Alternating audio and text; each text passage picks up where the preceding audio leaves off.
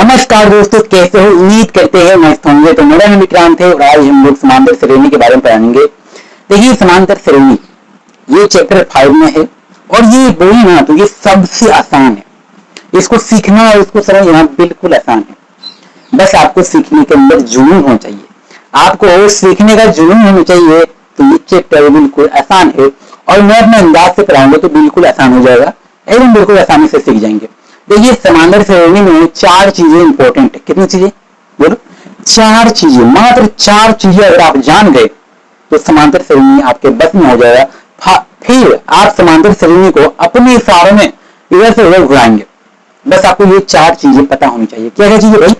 तो सबसे पहले हमको ए पता होना चाहिए। क्या ए? अब ए क्या? ए क्या होता है? ए बी सी डी का ए नहीं बोल रहा हूं, ए बोल रहा हूं। फिर हमको डी पर मालूम होना चाहिए, फिर हमको एन मालूम होना चाहिए। पहले ए डी समझ लो, पहले ए डी किसे कहते हैं ये समझ लो। देखो, ए किसम किसे हैं?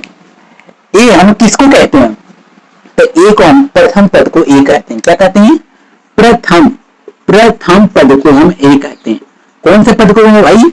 प्रथम पद को ए कहते हैं। और डी को किसे कहते हैं? तो सार्व अंतर। अच्छा, सार्व अंतर को और किन नाम से जाना जाता है? तो सार्व अंतर को याद रखना, पदांतर बोले या सार्व अंतर बोले, घबराना बिल्कुल नहीं है। क्या घबराना बिल्कुल भी नहीं है? पदांतर बोले या सार्व अंतर बोले, घबराना बिल्कुल नहीं है। क्लियर बात है? बोलो यहां तक बातें क्या क्लियर हुई? बोलो। अब बोलो, ये प्रथम पद क्या होता है और ये सार्वंतर क्या होता है? ये ए क्या होता है, डी क्या होता है? देखिए, क्वेश्चन दे रहा हूं आपको, इस क्वेश्चन के माध्यम से हम ये दोनों चीजों को समझेंगे। एक क्वेश्चन है, क्या है भाई? तो 2 है, 5 है, 8 है, 11 है और ऐसे गए हमारा कितना है भाई? चलिए इसको भेज देते हैं। कितना भेजें इसको? बोलो कितना भेजें? चलिए इसको भेज देते हैं 24 तक। 24 बहुत ज्यादा हो गया, 23 तक भेज देते हैं। ठीक है, 23 तक इसको भेज देते हैं। या इसे भी नहीं होता है तो चलो हम कुछ करते हैं, आपको समझाने के लिए हम तो कुछ करना ही पड़ेगा भाई। चलिए इसको 20 तक भेज देते हैं। क्या? इसको 20 तक भेज देते हैं।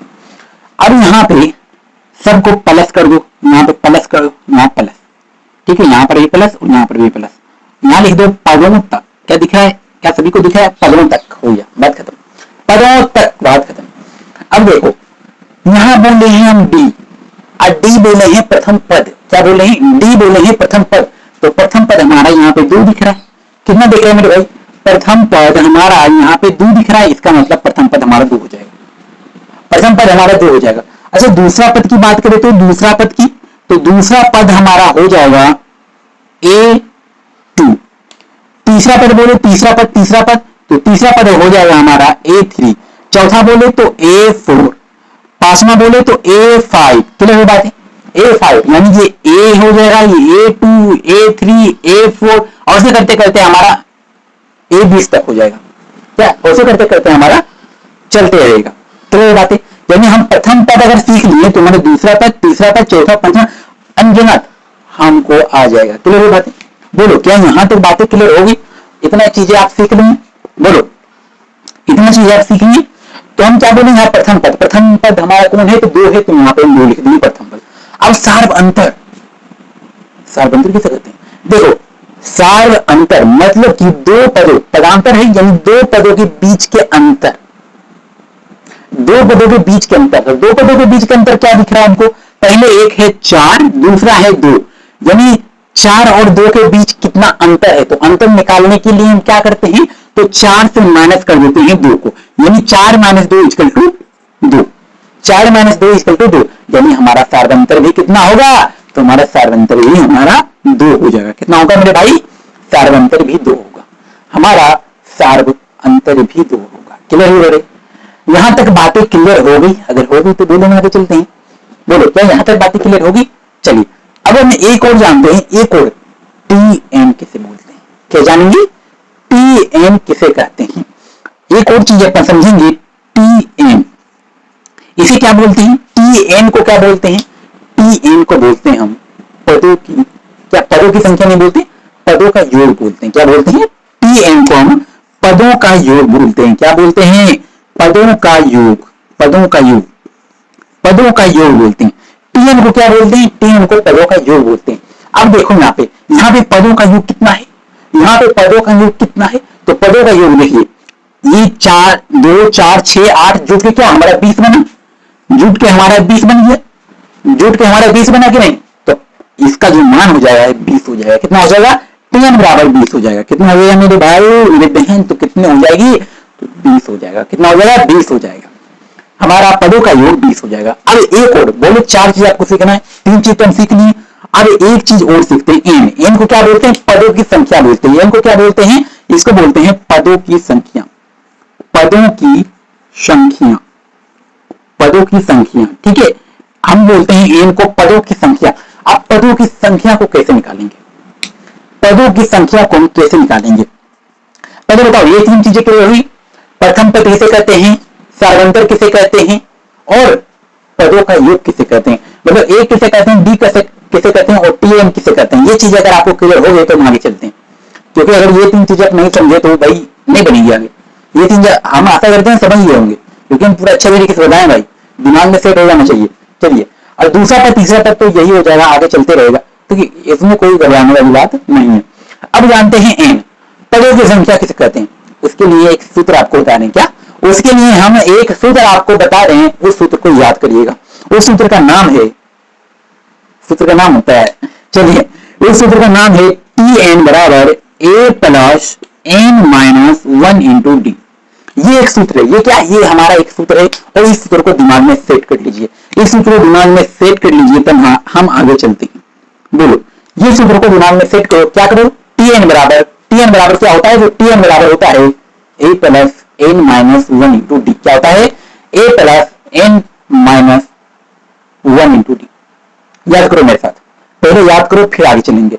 याद करो, टीएन बराबर होता है A plus N minus 1 into D. T n बराबर होता है A plus N minus 1 into D. A plus N minus 1 into D, A plus N minus 1 into D. चलो बात है, यहां तक सूत्र याद हो गया, हमको तो याद हो गया भाई, आपको ये सूत्र याद हुआ।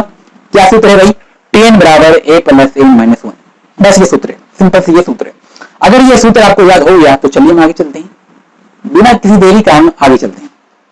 चलिए, इसका एन का मान निकालते हैं, यानी पदों की संख्या का मान निकालते हैं। अब पदों की संख्या किसे कहते हैं, यानी कितना संख्या है, यहाँ पे कितना संख्या है वो हमें ज्ञात करना है।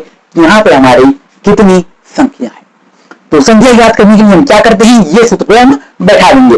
तो देखो हमारा टीएन, ये सूत्र का क्या करेंगे, तो टीएन, तो टीएन हमारा कितना होगा भाई, तो टीएन हमारा 20 है।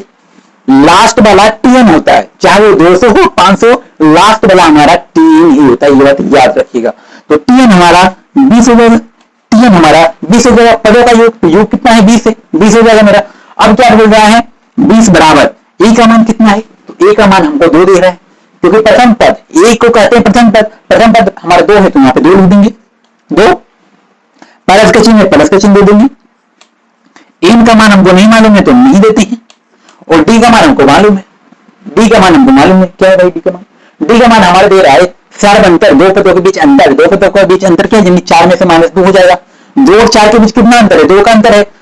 कैसे याद करेंगे, 4 को माइनस कर देंगे 2 से, यानी दूसरी संख्या का माइनस करिए पहली संख्या से, तो हमारा क्या सार्वंतर निकल जाएगा। तो सार्वंतर निकाले तो हमारा 2 आया है, तो 2 यहाँ पे गुना कर देंगे, 2 यहाँ पे हमारा गुना हो जाएगा, 2 हमारा यहाँ पे गुना हो जाएगा। चलो बात है।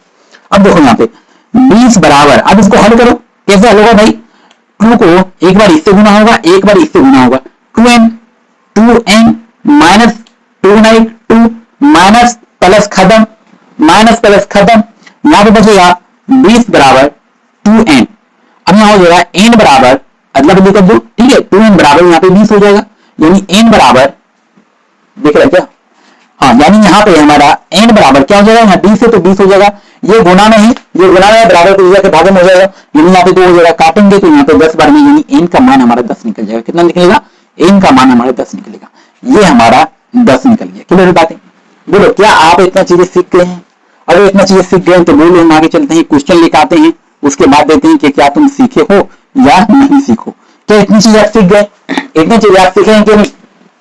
क्या करना है, पहले प्रथम पद निकालना है। प्रथम पद हमारा शुरुआती में दिया है, शुरुआती में कुछ भी दे, आपको ही शुरुआती में क्यों नहीं बैठा दे, प्रथम पद, ठीक है। उसके बाद क्या, सालांतर निकालने के लिए हमको दूसरे पद को माइनस करते हैं प्रथम पद को, जब माइनस किया तो हमारा 2 निकल गया, हमारा 2 निकल गया। अब क्या करेंगे भाई, अब क्या करेंगे, अब पदों का योग, तो योग हमारा सबसे लास्ट में होता है। ये देखो जुट की कितना योग हमारा निकला, तो कितना निकला भाई, तो 20 निकला है, 20 निकला है, तो tn बराबर 20 हो जाएगा। अब हमको n का मान पूछा है, n का मान हमको पता ही नहीं है, क्या करेंगे भाई, एक सूत्र दिए हैं, क्या सूत्र दिए हैं, बोलो, एक सूत्र दिए हैं, क्या सूत्र दिए हैं, tn बराबर a plus n minus 1 into D, बस ये सूत्र है।